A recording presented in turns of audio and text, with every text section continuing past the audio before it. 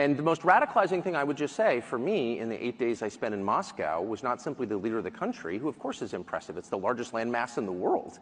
And it's wildly diverse, linguistically, culturally, religiously. It's hard to run a country like that for 24 years, whether you like it or not.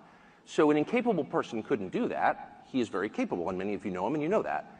What was radicalizing, very shocking and very disturbing for me was the city of Moscow, where I'd never been, the biggest city in Europe, 13 million people.